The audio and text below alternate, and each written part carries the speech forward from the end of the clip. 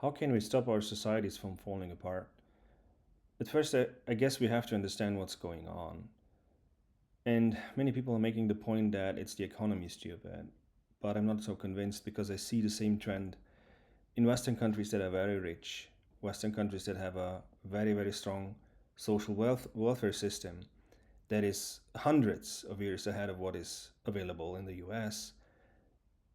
And yet, those countries that have much more distributed means and that are much more egalitarian, where people have much more upward mobility than in the US, are struggling as well. And they seem to be falling apart as societies as well. And they tend to be navigating towards going back to forms of authoritarianism, an almost cult like self organization. What's going on here? So now, I won't be able to tell you what's going on the top floor or on the other floors of the building. I couldn't even tell you what's exactly going on the floor of the academic space, for example, because I'm not in that. And so I can't really meaningfully diagnose all the problems there, but there must be problems for sure. I couldn't tell you what the structure of an institute of virology is, like who is taking decisions, what are those decisions based on, how is power distributed. I just don't know about those spaces.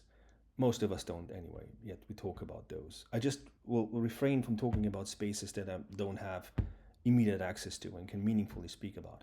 Let alone, I'm not going to talk about, the 101st floor, which is the floor that when you go into the elevator, you see there is no 101 because it's the hidden floor, right?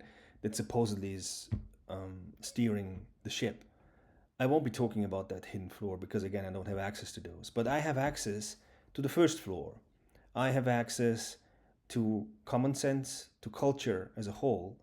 And I can see the difference how culture feels today from how it felt a decade ago. This is the level that my analysis is coming from. It's not particularly informed by any kind of inside knowledge into different societal subspaces that all are relevant in how we structure societies. But it is mostly speaking about the one space that we all, at some point in time of the day, have access to, which is the first floor where everybody has to go through to get to their own floor. It's the public space that everybody touches at least like twice a day. And this space has significantly changed. When I think back at 2010, I was trying with other students together and with professors. We had lectures on philosophy that we felt were very interesting and relevant to everybody, and we wanted to get them outside into the world because these were really, we felt, important topics to speak about. Yet my experience back in the day was that we barely had any kind of audience, even though it was a huge archive with lots and lots of content. There was barely an audience except the academic audience itself. So when you met a random person on the street, the likelihood of that person knowing about Joseph Campbell, knowing about Freud, about archetypes, about consciousness, about the qualia problem, about sense making, any of these issues that I found to be highly relevant for everybody because they are relevant for us as human beings. You couldn't speak to people about these issues because people just felt like, oh, this is something that's part of a minority culture. Just like, what are you talking about? Consciousness? How is consciousness relevant, right? And even the measure, when I was asking people around me, I was back in the day living in Austria, and I myself have a migrant background. So when I was asking Austrians, like, what do you feel is the measure for someone being a well integrated member of society? The measure usually was two things. The first thing is the person working, or are they living on social welfare? Are they paying taxes? And the second thing is, are they obeying the law? These were the two major things. When somebody did well, right, they counted as well integrated into society. As long as you do your job, and as long as you obey the law, don't cause trouble. And the third thing might be, is the person nice? Right? Can you have a nice conversation with the person? Are they kind enough? Can you have a beer, or if they don't drink alcohol, can you have a meaningful chat with them without feeling threatened or in some form intimidated? If those three are given, but basically the first two are actually the important ones, a person was counted to be well integrated. Nobody was asking questions about what do you believe in, what are your actual personal beliefs, like what do you think about the nature of consciousness, about the nature of relevance, how do you make sense of reality, what's important. None of those things mattered. In a sense, it was a society and a culture of non-culture. A person was well integrated culturally if they basically gave away their culture. In the sense that if they made their culture a private thing, something they do in their own private space without obstructing anybody else, and whatever they do in their private space, they might do. It might be believing in God, disbelieving in God, like being even a member of a cult. That doesn't matter. As long as that person pays their taxes and they obey the law, it's all fine. And I felt like, oh my God, this is so boring. This society is so boring.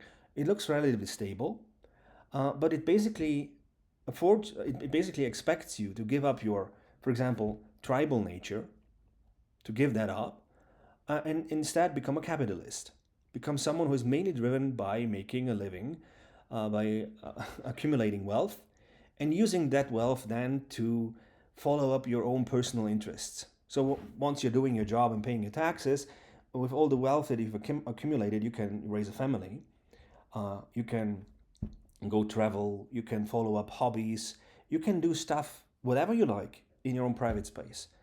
But the idea still kind of was, I felt back in the day, just give up your culture, make your culture a private thing, give up your need for tribal belonging, make that thing a tribal thing, a private thing. So do it in your private space. You can gather together and play around, even do occult practices. Nobody cares. You can do all kinds of weird stuff. Nobody cares, as long as it's not part of the public space and as long as you're paying your taxes. And I was feeling like this is a culture which is extremely boring. It's dehumanizing. Um, and it's a culture which I felt lacks a soul. I felt it was very inhuman, but it was stable. It was something where people were just following the rules. They were trusting that people know what they're doing in the other spaces, on the other floors, and everybody was just focusing on doing their small job, getting their reward, and having their personal freedoms of being able to, yeah, relatively freely think whatever you want in your private space, move wherever you want, and do whatever you want in your free time. This was the society that I was seeing around 2010, and I was super disappointed because I felt like, well, this is not how you can run a society. Society needs to feed human beings on the level of their soul, in the sense that it must give people a sense of having purpose, of having a personal goal that is related to society at large and not just a personal thing. I felt. And I felt how much more interesting would it be if you could like meet strangers and talk about all these things that are so interesting, like, the archetypes, how consciousness works, how sense making works.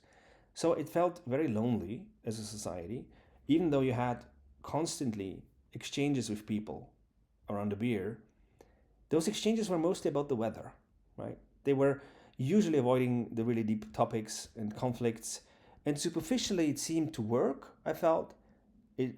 Most people were playing along, and most people were willing to give away their tribal nature and their need for personal identity and their need for ideology. Even most people were willing to trade that in with the ability to, with the accumulated wealth, then be free in their free time and do whatever they deem important as individuals, right? Or in very small groups. Now, looking at that, I was actually very depressed and felt like people just don't have the interest to dig up those topics that are relevant for everybody, and to talk about these issues. It felt like, because the lectures that we were publishing in the public space, they didn't make much of a difference. They were mostly listened to by a very small elite of people who were already academics anyway. And I actually felt like, oh, this is just a broken project. This just won't work. And then Jordan Peterson came, and Joe Rogan came, and the entire culture changed. The entire thing shifted. Just within one decade, the whole thing just structurally is different from what it was around 2010. What was the difference? It was not so much the content that they were presenting. The content that our professors had been putting out was actually equally good, and I think even much better oftentimes than the stuff that Jordan Peterson put out. The difference was in format. For example, our stuff was not easily available. You had to search a certain web page, you had to track it for new content, you had to download the stuff to be able to listen to it. The mobile player didn't work, stuff like that. Like stuff that make it basically impossible to consume this kind of content, because this kind of content is usually designed to be consumed in spaces between, work hours and sleep. So you have those small breaks where you don't have anything to do, And why not listen to something that may be personal relevant or about personal development? And what turned out to be the case is that people are actually interested in this kind of content. They're actually willing to dig this content for hours a week. The Joe Rogan content, the Jordan Peterson content, they actually are interested in those questions. They're not just lazy and passive consumers. They actually want to build identities, they want to build their lives. Um, and they were responding to the stuff that's out there. And it's something that you can really feel when you today talk to a random young person. They usually will know who Jordan Peterson is. But not only that, but they will in most cases know about sense making as a topic. They will know about the ideas around the archetypes. They will know about personality types. They will even have been acquainted with the question of consciousness itself, how the question of consciousness is relevant for identity formation and figuring out who you are and who you want to be in this world. So the culture has significantly changed within barely 15 years. It is an entirely different culture where you can talk to strangers and it will feel like those strangers will be much more informed on philosophical issues or issues of psychology, so issues that are generally relevant for us as human beings, that you have to know about just by virtue of being human and being conscious. People seem to be much more informed about those issues. And yet, if you look at the overall culture, um, you would assume human beings being more informed on these issues would make the whole thing much more exciting, much more interesting. People would have much more drive to actually realize themselves, right? To self-actualize in this world. And yet, if you look at the actual culture, the culture looks much more broken than it was like 15 years ago. So the culture of 15 years ago, which was a culture of non-culture, where you basically were asked to not care about culture, do it in your private space, just do your work, pay your taxes, just know your place and obey the law. The culture of no culture was replaced with a culture that is so highly polarized today that it is almost impossible to have a normal exchange with people without highly strong emotions being coming forth from both sides. So when back in the day, I was complaining about how everything was so superficial, and you meet people in the street and you want to talk to them about interesting issues, and you end up talking about nothing but the weather. This relationship has basically been inverted today. Dana Boyd once made the point that social media are structurally very different in how they bring people together from embodied interactions. So you might know somebody for 5 years on social media and not know that they have a dog. It's weird, isn't it? I mean, this would be the first thing you would notice about someone if you met them in person, most likely. Or the second thing, you meet somebody the second time, by that time you usually would know whether they have a dog or not. And yet it cuts the other way around as well. You might meet somebody in an embodied situation dozens, hundreds of times and not know anything about their intimate positions on things that really matter to them. You might have always been talking about nothing else but the weather. And this inversion of how we relate to each other and the stuff that we talk about is one of the major features of social media. Social media confronts us with the intimacy of the other side before we even know them as people and before we have had any kind of meaningful interaction with them as people. So the way it usually goes is that you meet somebody, you shovel the snow together to free the building and so people can get into it. And in course of time, after having already met in person, you start to actually learn about their interiority. With social media, it's the other way around. You kind of see their most intimate parts before you know them as a person at all. And I've had this experience, like there was this elderly lady, and she was super nice, and you do the groceries for her, and you have a cup of tea, and you have a nice talk about the weather, and it's all fine, and you feel like, oh, this is wonderful. This is a nice neighbor. You can get along perfectly well, and then you start figuring out stuff about how she really thinks about the world, and then you figure out she's a full blown racist, and you're like, what do you do in this situation, right? Would you stop bringing her the groceries? I mean, she can't make it to the store. Like, how would that help? I mean, she's old anyway. She won't change her mind anyway. And You might even think, okay, I mean, even if she met someone of a different skin color, she might even behave in a very nice way still. So there might be a disconnect between just talk and how you walk the walk, right? Um, all this stuff comes up. So intimacy is not something that's simple and something that's trivial. It if it's not managed well, and if it doesn't exist in a safe space, in a container that actually scaffolds it, intimacy can actually create huge rupture. And this is what we see about, for example, most of the events surrounding us. We don't just see facts on social media, but we see the intimate reactions of people to those facts. Take the boxer, it's an example that's often used. Imam Khalif, I think it was around the Olympics. So, for one side, the reaction to the boxer was, oh, this is a story of a woman's emancipation. Because I think she came from a Middle Eastern country or somewhere where it was not typical for a woman to be a boxer. So you have to go against the grain of your own culture and actually, figure out who you want to be and push through against a lot of pushback. So it's kind of a story of emancipation to some people.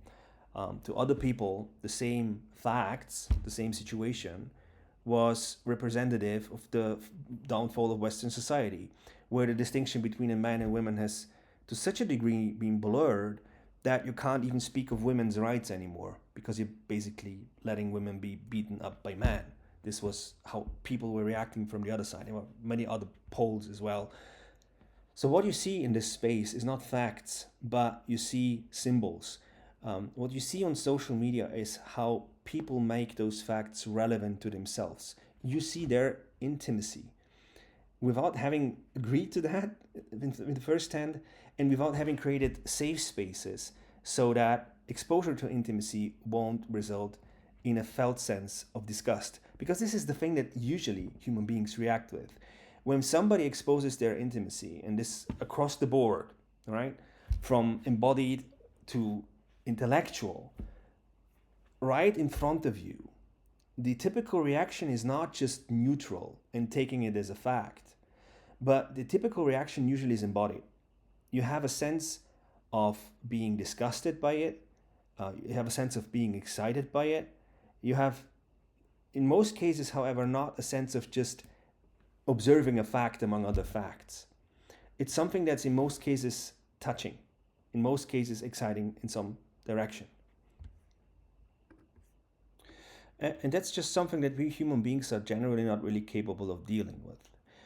It's for the same reason that we don't run around naked.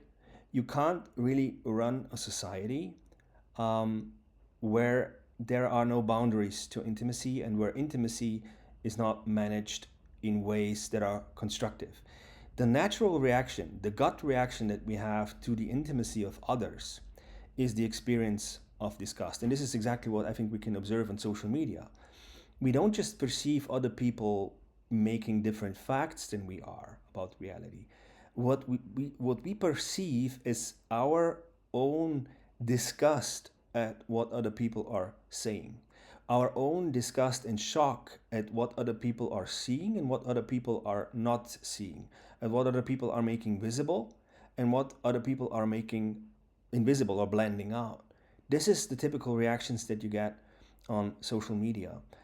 And you can't really run a society on that. So for a moment in time, I was feeling like instead of thinking, "Oh, this is a great time. This is so wonderful. Now we can talk about, about consciousness and about archetypes with everyone." You meet random strangers, even young people, right, who know about all this interesting stuff, and you can talk about Kant and deconstruction and postmodernism. And most people have heard these terms, and even the notion of woke, of course, is connected to the notion of postmodernity, and most people know about that. And you can talk about these issues with people, but it's not an experience of, oh, this is great, but it's an experience of, oh my God, this is a nightmare. This is a nightmare, and I really wished I didn't know that lady was a racist. And I wished I had not been exposed to that intimacy of their mind. And we just had been nice neighbors, and you continue doing your groceries for her, and it's fine, and you just drink your beer or tea and just talk about the weather. Can we please undo this? Because we kind of invited heaven and hell both into the world, right? We invited excitement, eros, people being really excited about something, feeling like they have purpose, they finally make a difference. Their own personal views make a difference to to the direction that society is taking at large. You feel like people are not just passive consumers, and yet with that notion of motivation, of people feeling like they're part of something that's more important than them, comes the notion of hell, comes the notion of people becoming hell to each other. With the reintroduction of our tribal natures, we've basically reintroduced not only the motivation that is behind the tribal, the thing that drives you forth and gives you so much energy to do stuff, but it also brings to the table this kind of destructive energy where you just want to erase something, evil, right? You want to get rid of evil and you want to change the world for the better, not just passively consume. And this whole thing is just getting totally out of hands and becoming a nightmare. Because you see, you cannot really make any kind of reference to anything that is common anymore. Because the entire culture has been subdivided into subcultures, into subspaces that have their own code, they have their own symbolism, their own way of speaking, they have their own speech forms. So the way, for example, Trump speaks is significantly different from the way that, for example, Joe Biden speaks. And it's not just factually describing the world, but he's creating a culture with the way he speaks. And all of those subcultures have a lot of energy behind them. So they are very strongly motivational. This is something we can observe with cults as well. They are highly motivational to the people in them, and they are highly moralizing. They give the people the sense that they're on the good side of history, that they're not just being there, but they're doing something good. They have the ability to be noble, they have the ability to make a positive difference, to be moral. And the moment you do that, you basically lose any kind of restricting or uh, any kind of taming measure, because in the moment, in the experience of being good or on the side of God, if you want to use religious language, in that experience, the experience itself is highly positive to an individual. And most cases where the most horrible things human beings have done upon each other, they have done from a state of excitement, and one might even argue from a state of altered states of consciousness. So you can't really judge by the how good it feels something, how good something feels. You can't really judge how good is the action itself. This is unfortunately not how you can do it. The most horrible things that human beings have ever done to each other, in that moment of action, they have felt be above the world. They in most cases have actually felt extraordinarily good and extraordinarily pure, even driven by a divine hand in many cases, right? So we can't really take the purity of the emotional experience itself as something that would regulate your actions and something that would regulate society at large. So, what can we do once we have opened Pandora's box? Like, what can you do once people have actually smelled blood and once they have felt like they have found purpose in their lives and they have been part of something that's bigger than them? How do you de radicalize people? Like, how do you get people out of a cult? Because the entire culture has become cult like now. I mean, most people are strongly driven by certain personalities that they have extraordinary high degrees of trust in, and on the other hand, other personalities which they outright hate.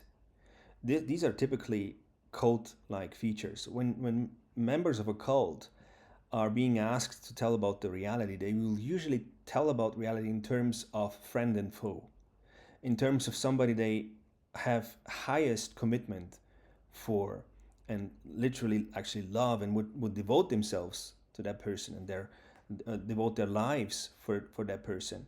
And at the same time, there's somebody else who is the enemy and somebody else who is to be destroyed and at any cost plays the role of the devil, right? At any cost has to be stopped. Once you get people in that kind of mindset, that mindset is extremely powerful. It's motivational. It's something that gets you up in the morning. It's something that keeps depression away, right? And it's not the kind of, oh, I don't know what I'm doing with my life, but you know exactly what you're doing with your life. You have you have direction. Unfortunately, that direction is not something that you govern and that's in your own hands, but it's something that's driving you, and oftentimes driving you in the absolutely horrible directions. So how can you de-radicalize an entire polarized culture? The way we've typically been doing that is, war, right? Suffering is the thing that then brings people together, right? Suffering is the thing that trumps narrative in those subcultures, which are consisting of nothing but narratives, and that brings you back to the ground of reality, and after which people then can get back together, and be pacified to a certain degree. But it seems historically, I don't think we have so many examples how to successfully deal with these situations, except by going through a period of high degrees of suffering, which are not talking anymore. They're not the level of who we're just talking and we're just hating on each other, but they are on the level of the actual friction of pain. That's the one way we've been doing it, and it will be good if we could avoid that. But I don't see many alternatives. Now, the alternatives that I see are usually not very scalable, but still they exist and they are observable. And they usually happen around people coming together and not just talking and not just exposing each other's intimacy without first asking whether the other person wants to see it. But the ways I've seen it working is when people get together to build something, to do something together, when they have some form of friction, some form of joint action where everybody is involved and where everybody has responsibilities. Once this is in place, you can have talk around that and you can have philosophizing around that, but there is always a sense of grounding, always a sense of being in the same boat together, even where people disagree and where people might come up with different interpretations. We will always feel like, oh, but the other side might be disagreeing on a specific issue, but they're all right. This is an example I've heard a friend of mine told me. When you ask people from the working class, I think it was back in the day in Austria, they will oftentimes come up with racist views about foreigners. But when you then ask them about a specific person who is who has a different race and is working at their company, they would always make exceptions. They would say, "Oh, Ali, no, Ali's fine. He's a super nice guy, right?" So there seems to be this disconnect between the way we abstract about and think about reality, and the way we speculate about reality and try to explain reality, and the way we feel about a reality where we jointly act with somebody else. So I think thoughts become dangerous and narratives become dangerous when they're actually divorced from the actual encounter with the other being, with the other person. This grounding effect, and this is the example with the lady I just gave previously. If you don't have this grounding effect of being surrounded by someone with whom you work together on something that you together build, without that, thoughts as thoughts become radicalizing. Now, we'll obviously not be able to shift an entire thinking culture into an acting culture. And this is just a big thing that came up in the past decade or so, that a huge part of our activity is just in just thinking about things and imagining things into reality. You won't change that. Because you can't just say, oh, we'll just build a home together, right? You can't do that because the possibilities for meaningful action are just so limited. Even if you say, okay, we'll make music together, this is also very limited. I mean, you have to find the space, you have to find somebody to teach you. It's very difficult to create such spaces where people can meaningfully engage with each other and build something. But whenever you see such spaces, they usually don't have the problem of radicalization, and they usually don't have the problem of cult-like nature. So when people come together to make music, for example, as it is in jazz, multiculturalism is never a problem. Like people who say that multiculturalism doesn't work. Well, look at jazz. It's some of the most sophisticated music you can find out there. And it lives particularly on precisely that element of people with diverse backgrounds actually coming together and sharing with each other and learning from each other. Or look at science. Science is multicultural as well. So any area that involves peak level like leading edge human capacities, human creativity, and human intelligence, any of those areas you look at will be multicultural.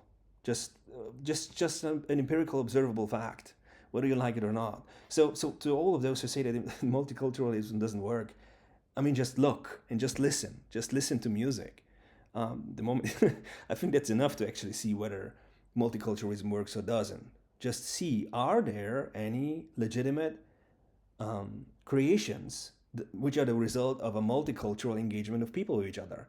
And I would make the point the most interesting ones today are exactly the result of multicultural engagement. Which, of course, doesn't mean that multiculturalism is done when people just pay their taxes and they just obey the law, right? This is not multiculturalism. This is just giving up your culture. That's not how integration actually works, of course. So obviously the past model couldn't work and couldn't survive. It just had to be adapted and transformed. Unfortunately, we just find ourselves in times in which that transformation might be it might be terminal. So we should better be careful about that. But it's possible, and we see it working in many different areas again, where people are coming together to actually create something and build something together. Then the danger of overthinking things, and Kant was already warning about that, right? Don't over philosophize things because you will end up in the madhouse. The danger of that is relativized, bracketed the moment you bring people together to constructively do something. And the way you can tame the talking society is you can start talking about things that you can actually talk about. Like talking about the 101st floor, it just won't make a difference. I mean, you don't have access to that floor, and you can just basically say anything about that floor because nobody else has access to that floor, right? You can come up with any kind of narrative about what supposedly is driving the world, like the hidden elite of people that nobody really knows about. You can spend your life speculating, or you can spend your life gathering with other people around works that inspire us. And that's the way in which I think we can find a middle ground between, actually working on stuff together, which is very difficult to actually scale. It takes a lot of effort to organize, and this purely speculative, or I'll tell you about everything without really having visited a single of the other floors of the building, and I'll tell culture where it has to go, with the most likely result that culture will just fall apart if everybody just runs on their intuitions and their convictions that they're saving the world, and the people who will take over will be the most ruthless and the most authoritarian ones. And there is a middle ground, and the middle ground is gathering around works of art, around literary works, around music, around things that are expressions of condensed consciousness, of condensed experience. This is how we've been learning to communicate in civilized ways ever since. It's not by just talking to each other. If you just talk to each other, you'll most likely end up gossiping. Gossip is much more alluring than having a meaningful, deep conversation about topics that are painful and oftentimes involve you letting go of something and experimenting with different ways of looking at things. This is usually a painful process, and it doesn't just happen. It needs a very, very special place, protected place, in which this intimacy can actually transform into something that is more whole, as Wilber puts it. And this is possible around works of condensed human experience and condensed human consciousness. This is what literary works usually are. Every single sentence usually carries behind itself an entire world of human experience when a work of art is well done, and when a work of art has been crafted by someone who is experienced and who is capable of transferring that. So we can take every single sentence and unpack it, because it took dozens and dozens of efforts and coming backs to that single sentence to get meaning into that sentence. The same way, you can reverse the process by looking at every single sentence. You can read it dozens and dozens of times in different ways and take out experiences and possible different ways of relating to reality. This is the importance of literature. It allows us to communicate via a third thing, a medium between us, which is an expression of a condensed form of human experience. That thing, the oeuvre which is in the middle of us, actually starts connecting us. It starts regulating our otherwise purely personal and unguided intimacies, which have their own character, their own flow, their own temperament, which are purely subjective. And it starts to guide them into a direction of something that is common between us, around experiences that are common between us human beings.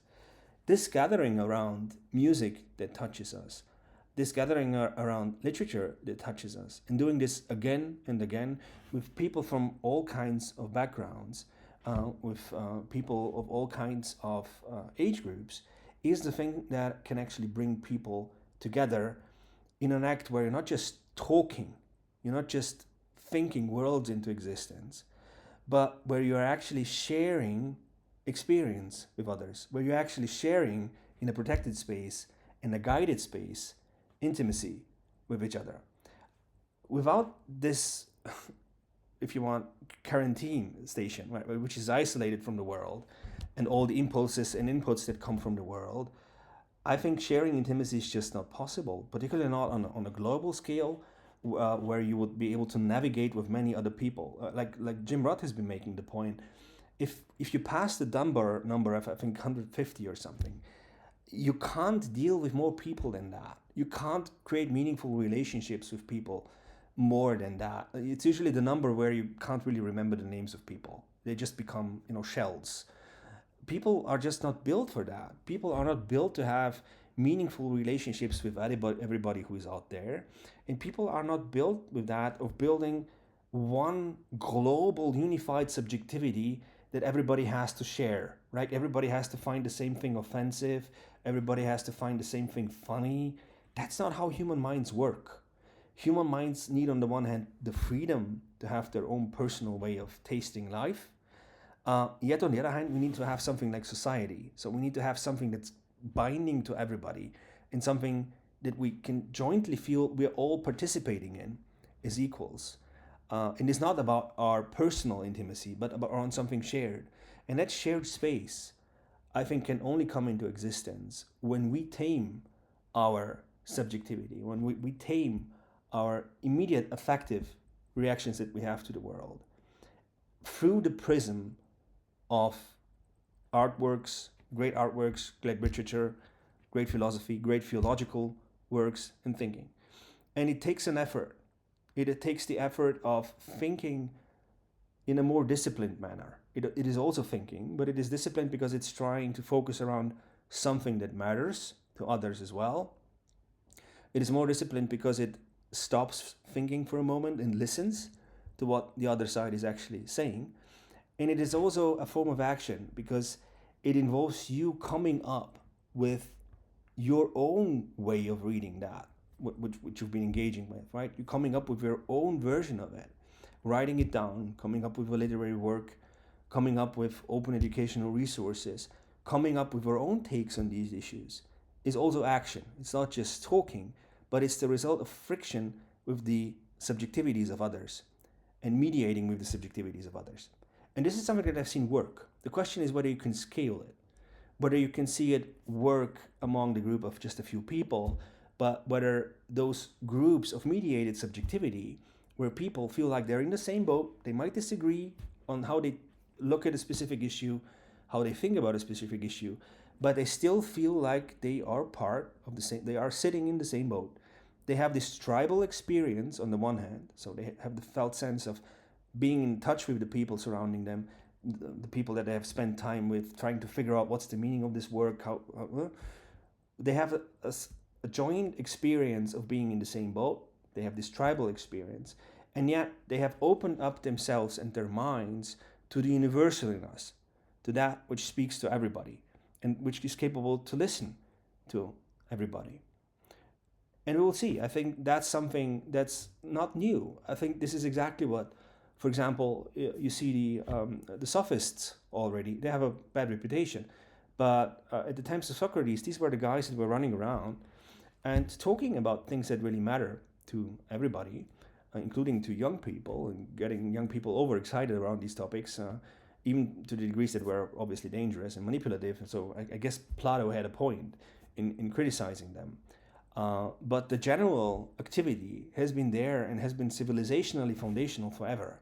The general activity of jointly getting together around great pieces of thinking, great pieces of artwork, and trying to together figure out what they tell us about ourselves. And you see how this is much more structured, how this is actually much more guided and much more systematic than the random, oh, I'll just think about anything that's out there. Oh, because this is so interesting. Oh, let's put archetypes and astrology and meditation and let's put it all into one big, big can and mix it all up. This is in most cases not something that leads to greater depth of understanding, but oftentimes it just leads to extremely radical forms of ideological possession, where you don't understand any of the ingredients, you just put them randomly together, and the only reason you feel this is giving you something is because if you feel so certain that you have figured it all out and that you have the right mix of ingredients, but you have not understood anything about all of that. And we can't afford that. We cannot on the one hand afford a society which is absolutely passive, like the Austrian society I described at the beginning, where people are just working machines, paying their taxes. On the other hand, we can afford to have societies where people are massively radicalized, basically where all of the people are members of some kind of personal cult and have their own personal views about how it all comes together and how a global elite is trying to mingle with their own personal lives and with their own personal decisions. You can't have that either. This is not how a society can actually function, where people are driven by just subjective interpretations and narratives that they believe are the only narrative that actually makes the whole thing comprehensible. And therefore, of course, they follow the intrinsic drive of missionary activity, right? They want everybody else to embrace the narrative, right? Everybody else has to become Christian.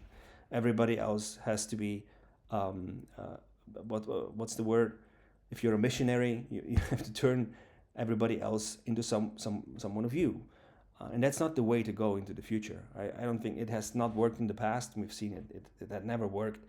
And it's not something that's going to work into the future. All right, let's finish this up. So what I'm suggesting is not, again, to go back to the times where you didn't know that your neighbor was a racist and just not talk to each other anymore. What I'm also not suggesting is to continue in this haphazard kind of way of everybody thinking randomly about everything and thinking that they can have an opinion on all the floors of the entire building. On certain floors, you just can't tell anything about because you just never visited the floor. I'm really sorry.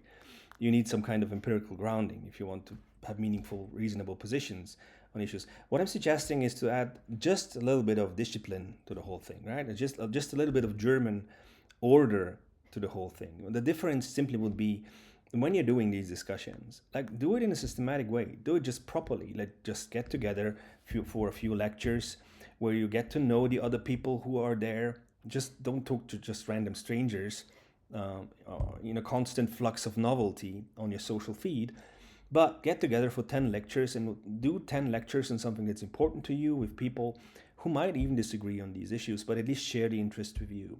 Get to know those people, talk about other things than the topics that are at hand. With these people, ask them whether they have a dog. Great normal human relationships, and use the work which is at the center of this, right? The lecture or the piece of work that you're studying or whatever. Use it as something that brings you people together, as that creates a connection point, as something that transforms your thinking. But don't replace your human-to-human relationship with the artwork. It's ridiculous. The artwork is there to mediate between us. It's not there to give us the one and only right way of thinking about reality. Thinking about reality in the right way just doesn't. What's the point of that? It's just boring. Like the point is of getting there together with other people, of coming up with something that's interesting, and do this in a more systematic fashion. Right? Do it again, not just across a few lectures where you all pay attention and spend time together, but do it across a few disciplines. Just don't focus on just archetypes, but hey, look at the criticism of the whole thing. And there's good works everywhere that need to be studied. in all kinds of traditions, in all kinds of paradigms.